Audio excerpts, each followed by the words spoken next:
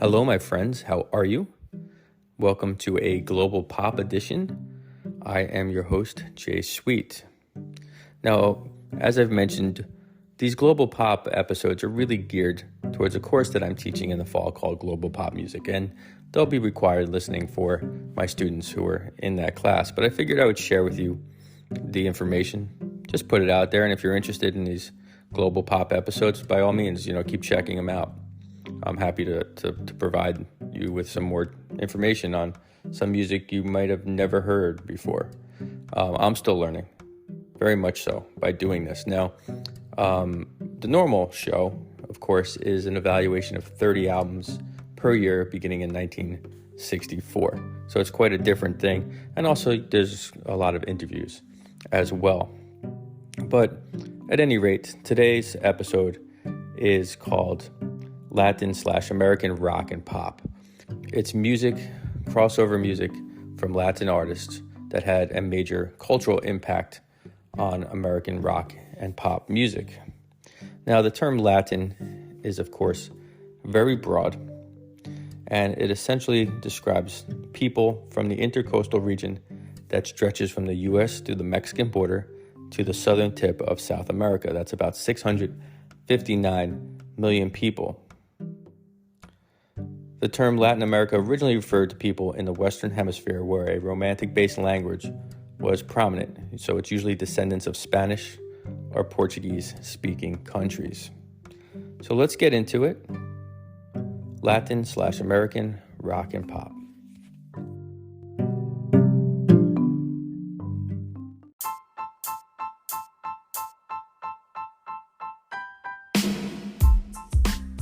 With the song La Bamba, Richie Valens was one of the first musicians to successfully present a Spanish-speaking rock song into an American market.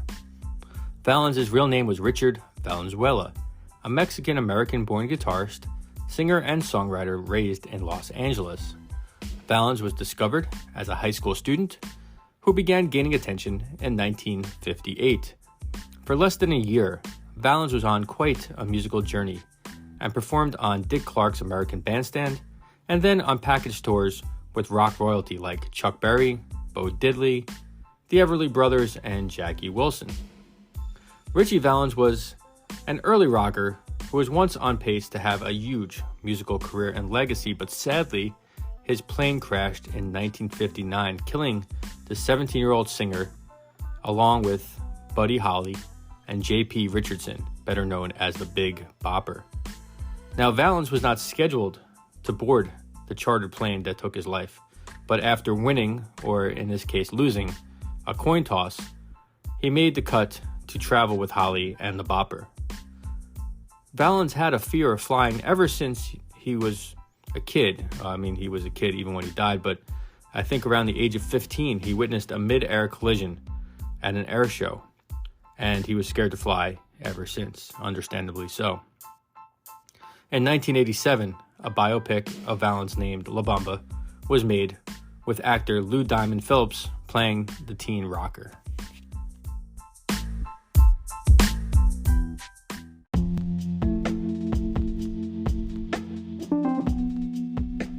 Richie Valens' most enduring hit was a reinterpretation of the Mexican folk song La Bamba, which proved to be his most influential recording, not only because it was a pop-charted hit sung entirely in Spanish, but because it also successfully blended traditional Latin American music with rock and roll.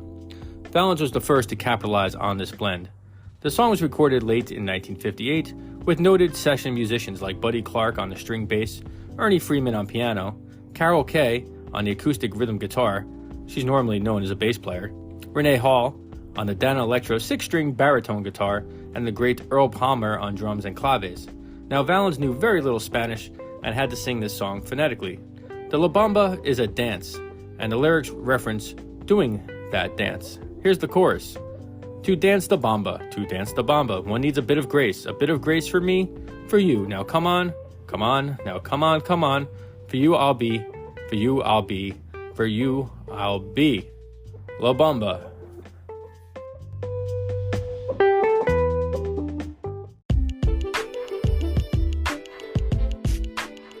While Richie Valens had brief success, Jose Feliciano is recognized as the first Latin artist to effectively cross over into English-speaking music markets, opening the door for other Spanish-speaking artists. The famed Puerto Rican singer, guitarist, and composer was born blind. His family moved to Spanish Harlem in New York City when he was 5. He got his first guitar at 9 and practiced a reported 14 hours a day and favored classical and jazz music. By the age of 17, he began performing regularly, and by 1963, he was becoming popular in the Greenwich Village and Vancouver music scene. In 1964, he released his first single, Everybody Do the Click, and was invited to perform at the Newport Folk Festival. In 1965, he released his first 2 albums, and in 1966, he traveled to Argentina and recorded an album in Spanish, which did quite well. Over the next 2 years, his reputation grew throughout Latin America, but his first big break came in the US with the release of his 1968 album Feliciano, which included his take on The Doors' Light My Fire, which reached number 2 on the US charts. In 1968, he performed A Star-Spangled Banner during Game 5 of the World Series. The performance was controversial because his version was highly altered from the traditional way in which it was performed. Feliciano's success continued throughout the 1970s and beyond, and his Christmas song Feliz Navidad has become a standard.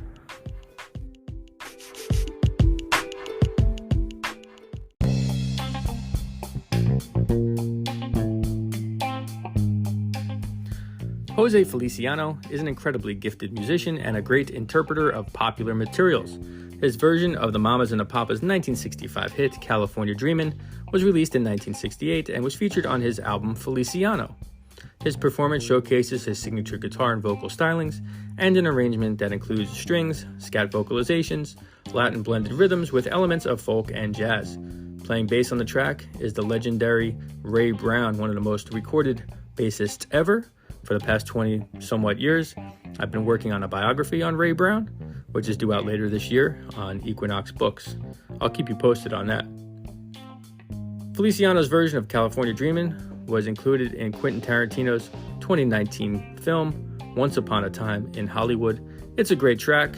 Enjoy California Dreamin' by Jose Feliciano.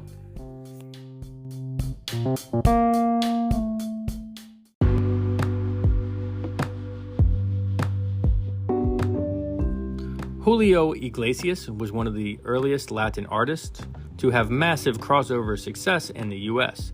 The Spanish-born singer started as a professional soccer player for Real Madrid's youth team, but suffered a spinal injury in a car accident in 1963, ending his sports career. During his recovery, he discovered his love for music. He released his first album in 1969, and numerous successful albums and singles have followed. Iglesias became one of the most successful Spanish artists in the world.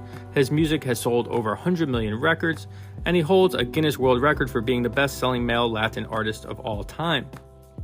In 1983, Iglesias was also celebrated as having recorded songs in the most languages in the world.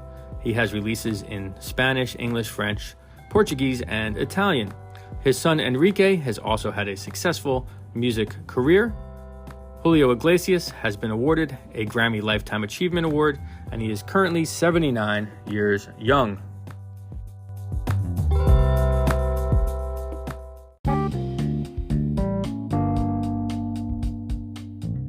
Begin the Begin was a pop song written by the great American songwriter Cole Porter in 1935. A begin is a dance form similar to a rumba that originated from the islands of Guadeloupe and Martinique. The song was made famous by swing big band leader Artie Shaw in 1938. After nearly every popular big band recorded it, including Benny Goodman's, Tommy Dorsey's, and Glenn Miller's orchestras, vocal versions by Frank Sinatra, Ella Fitzgerald, and Elvis Presley were also recorded. Now for his version, Julio Iglesias rewrote the lyrics in Spanish and scored a hit with the tune in 1981. His lyrics are about lost love. The arrangement blends traditional Latin elements with disco music. The idea to add disco elements to the song was done before by singer Johnny Mathis. Although Iglesias' version of the song did not crack the US charts, It did phenomenally in the UK, and in Ireland it reached number 1, both in UK and Ireland. In fact, it's the first fully Spanish language song to reach number 1 in Britain. Begin the begin.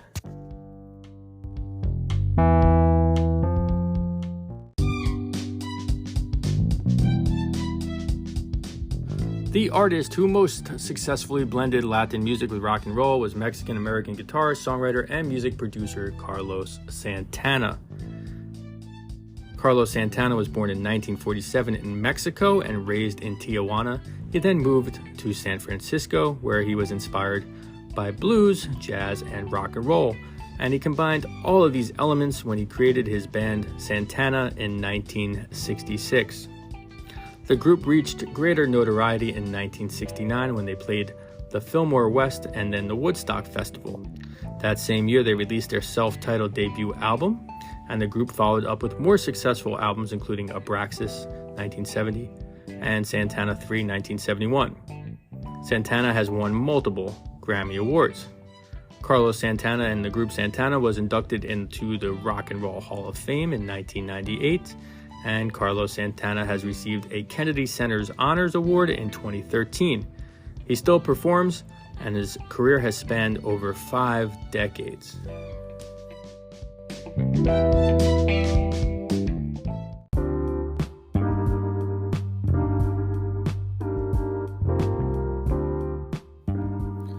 Oye Como Va, which translates to Listen How It Goes, is a classic cha-cha written and recorded by the legend Tito Puente on his 1962 album El Rey Bravo.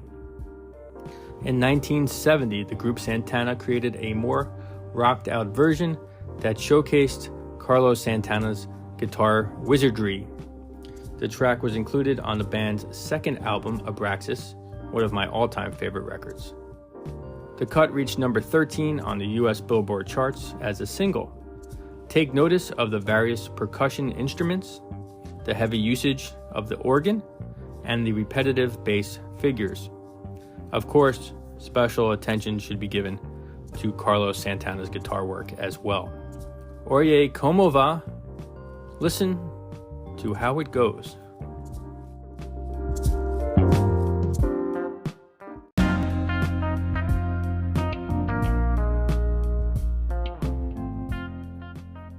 Gloria Estefan is a popular singer born in Cuba in 1957 who moved to Miami at the age of 2 to escape from the violence of the Cuban Revolution. She had a crazy upbringing. Her father participated in the Bay of Pigs invasion and was captured by his own cousin, who was a member of Castro's army. He spent 2 years in a Cuban prison before his release. He then went on to fight in the Vietnam War. During this time, Estefan was in Miami, and around the age of 9 she began taking guitar lessons. Now, sadly, she has alleged that her teacher sexually abused her. In the meantime, her father returned from the military, and he became ill with multiple sclerosis from Agent Orange exposure. Now, despite all this tragedy, Estefan was able to flourish. She went to the University of Miami and graduated with a degree in psychology while also working as an English, Spanish, and French translator at the Miami airport. In 1975, Estefan formed the Miami Sound Machine, and the group began recording in 1977. It took a while, but in 1984 the band found success with the album Eyes of the Innocent, which was followed by an even more successful album called Primitive Love in 1985, which had 3 top 10 singles: Kunga, The Words Get in the Way, and Bad Boys. The next album, Let It Loose, contained several more hits, including the iconic The Rhythm Is Gonna Get You. It was a monster hit.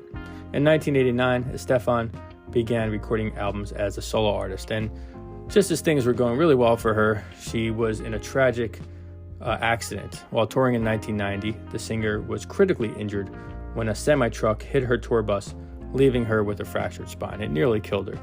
She made an amazing comeback, a miraculous comeback after intensive therapy, and in 1991, she released her comeback record, Into the Light. In 1992, Estefan performed at the Super Bowl halftime show. At 65 years old, the legendary singer is still making music.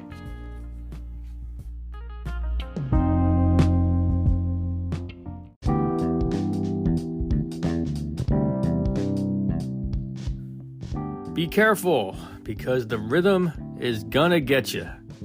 That's the name of the tune. The Rhythm Is Gonna Get You is a 1980s classic and the lead single from the Miami Sound Machine's 10th album, Let It Loose, from 1987. The song peaked at number 5. It was written by Enrique Kiki Garcia and Gloria Estefan. The song offers some detailed arrangement characteristics, some fine vocals from Estefan, and of course, a heavy focus on the many rhythmic elements that give most Latin forms their unique characteristics. The rhythm is gonna get you.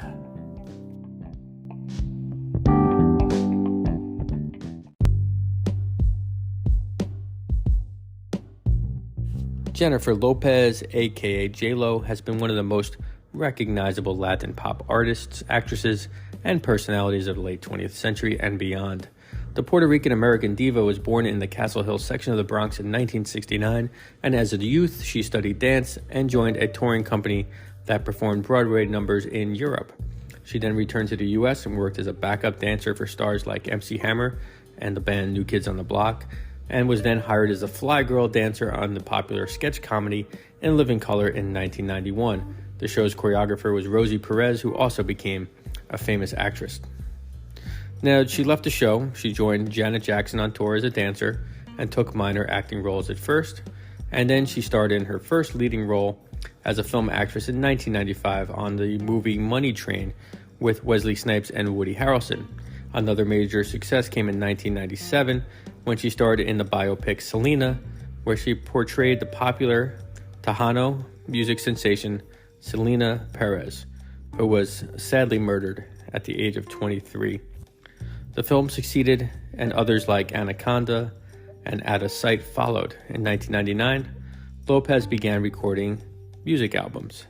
Her first was called On the Six, which featured 5 singles, and she continued her acting career in blockbuster movies like The Cell and The Wedding Planner. In fact, the same week as the release of The Wedding Planner, her album J-Lo was released, and she became the first woman to have a #1 film and album out at the same time. From 2003 through 2010, she had several well-reported career and relationship ups and downs. Then in 2011, she appeared as a judge on American Idol, and there became a renewed interest in her career. She then became a brand ambassador for such companies as Venus, Fiat, and L'Oreal, and successfully released her own clothing line. All in all, her films have reportedly grossed over $3 billion, and she has sold an estimated 80 million albums. That's a lot. Time magazine has listed her as one of the most influential people in the world in 2018.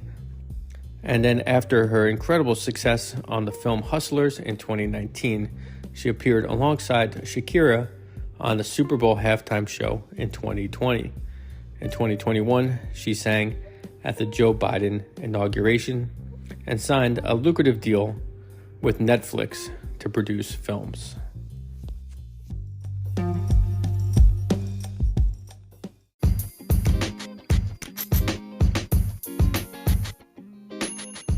Let's Get Loud. Let's Get Loud is a Latin pop classic from Jennifer Lopez that was released on her studio debut On the Six in 1999. The song was co-written by Gloria Estefan. The pop icon felt the song was too similar to her other materials, so she offered it to Jennifer Lopez. In 2011, Estefan did record her own version. Let's Get Loud offers several Latin grooves and is one of the ultimate party songs. The tune charted globally, but surprisingly, it never charted on the US Billboard Hot 100s list. Let's Get Loud.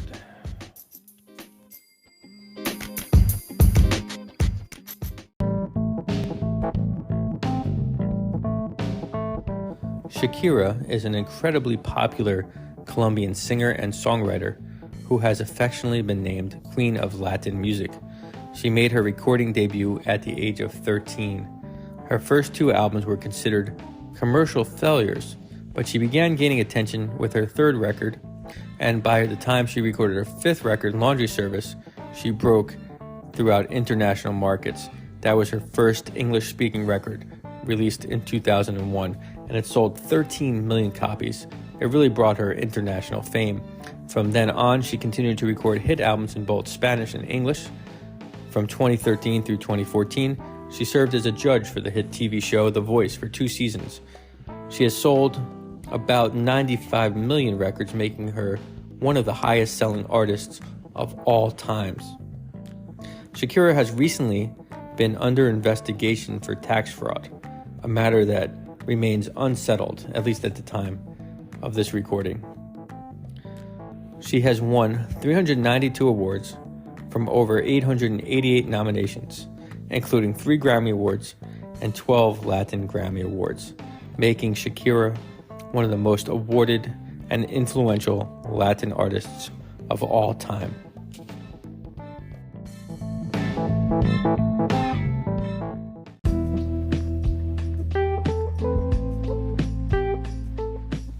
Hips Don't Lie is a popular collaboration between Shakira and Haitian hip-hop legend rapper Wyclef Jean.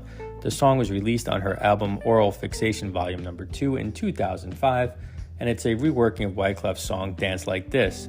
It's Shakira's first #1 single to date, and Hips Don't Lie was the most successful song of 2006 worldwide. I can back that up. It reached #1 on the US Billboard Hot 100s, Pop 100s, and Hot Latin Tracks charts. It also reached #1 in Australia, Colombia, the Czech Republic, Flanders, France, Germany, Greece, Hungary, Ireland, Italy, Latin America, Lebanon, the Netherlands, New Zealand, Switzerland, and Wallonia. The song also peaked inside the top 10 in Austria, Canada, Finland, Norway, Denmark, and Russia. That's pretty amazing. Here are some further stats. Billboard magazine ranks it at number 93 amongst the greatest pop songs of all time. Time Out New York ranks it at number 11 of the 40 best pop songs of all time, and NPR ranks it number 65 on their list of the greatest songs by 21st century women. So, pretty remarkable. The charts don't lie, the hips don't lie.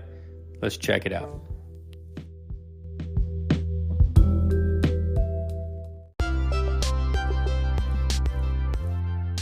Reggaeton is a popular electronic music that originated in Panama in the late 1980s and was later popularized in Puerto Rico in the 1990s. It includes a blend of hip-hop, traditional Latin American music, and Caribbean dancehall music. The style has underground roots and created a counterculture in Puerto Rico. Due to the nature of the lyrics, which often use racy slang terms and speak of drugs, violence, poverty, love, sex, and political concerns, the Puerto Rican government sought to censor reggaeton music and confiscated many tapes. It did not stop the trend, however, and in the early 2000s, the music exploded internationally when it became popular with middle-class youths.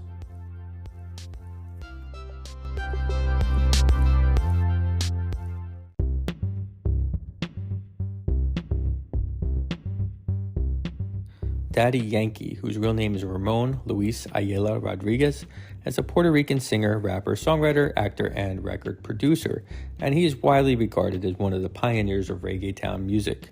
Throughout his career, Daddy Yankee has achieved significant milestones. He's won numerous awards, including multiple Latin Grammy Awards, Billboard Latin Music Awards, and Billboard Music Awards, and his contributions to Latin music and his impact on the global music scene has earned him the title of the King of Reggaeton.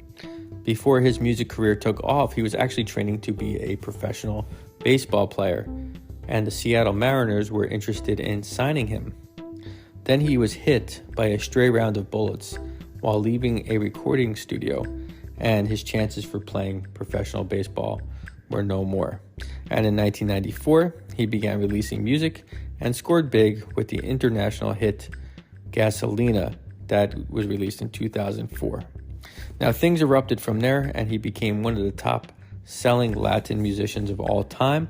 In 2017, he scored another classic when he collaborated with another famed Puerto Rican superstar singer, Luis Fonsi, on the single Despacito. Even though Daddy Yankee is still only 47 years old. He decided to retire from music in 2022 after releasing his final album, Legend Daddy. The decision came as a shock to his fans.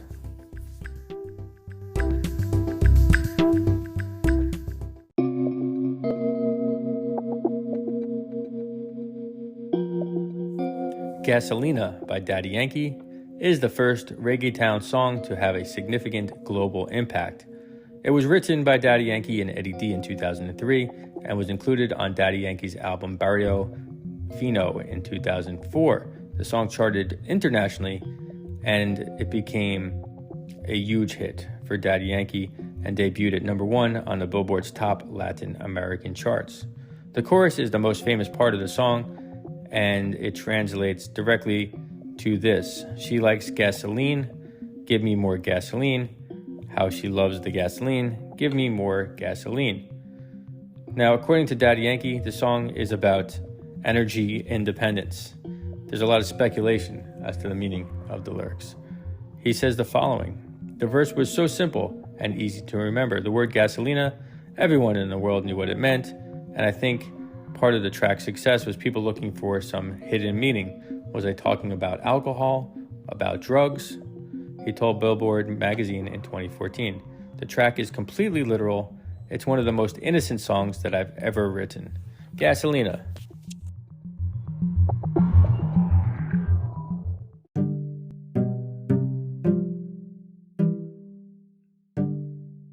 All right, my friends, there we go.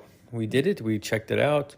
We learned a little bit about some of the musicians and the songs that have crossed over from Latin markets to American or English-speaking markets, some of the more significant artists and songs. Of course, there are many, many others. I just scratched the surface, really. But I hope you enjoyed today's episode, and to learn more about the podcast, all you have to do is go to 30albumsfor30years.com. And together, let's keep this music alive. Have a wonderful day.